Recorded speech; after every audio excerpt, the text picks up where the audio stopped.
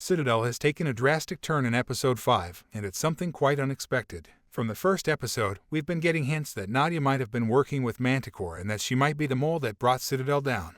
But Episode 5 completely threw us off this trail, as Nadia, Kyle, and Carter find themselves unexpectedly forced into a difficult situation, which forced them to form a temporary alliance in their desperate bid to escape the formidable Manticore organization. The episode begins with Nadia and Mason in Athens 9 years ago, preparing for their next mission to bring in Yakuza boss Tadashi Sako. Nadia inquires about Ozuki, Davik, and Celeste, but Mason avoids her questions, leading him to propose to her with a beautiful diamond ring. At first, Nadia thinks he's playing a trick on her, but Mason is sincere about his feelings. Going back in time, Nadia receives a secured message that says that Celeste is not in Farmington and that Bernard has sanctioned her to backstop her. Furious, Nadia confronted Bernard about it, and the only thing she wanted to know was if Mason knew about it. Upset, Nadia decided to give Mason a chance to explain himself. Mason then comes clean and tells her he did it to save her because he knew she had the Oz key. He even confesses that despite knowing this, he is not interested in knowing what she did with the Oz key if she sold it to someone, or whether she is a double agent, because he doesn't want her answer to affect his love for her or their relationship.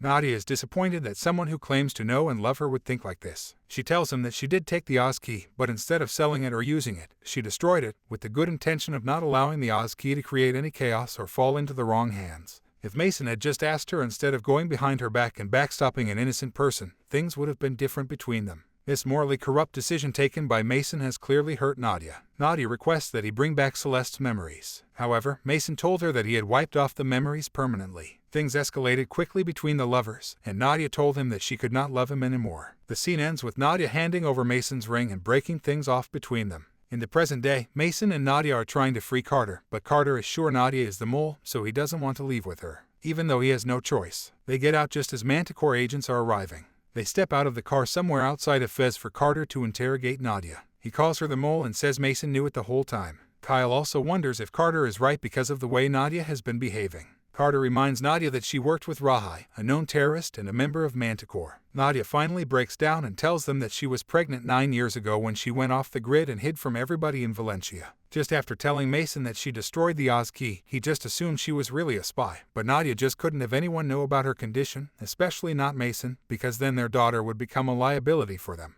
Rahai is Nadia's father, and so she goes to him. 8 years ago, 6 months after their daughter was born, Nadia left for the mission in Italy because she wanted to tell Mason the truth. She didn't want to hide their daughter from him anymore because lying would make her just like him. Obviously, Nadia still cares deeply for Mason, even though she broke off with him. Delia plans to use the Russian missiles that she has captured in a submarine somewhere in the Pacific with the help of the family members that form Manticore. In order to override the missiles, she needs Mason to recalibrate them. As bait, she has now captured Nadia and Mason's daughter, Asha, threatening them to kill her if they don't comply with her demands. Don't forget to like and subscribe to our channel.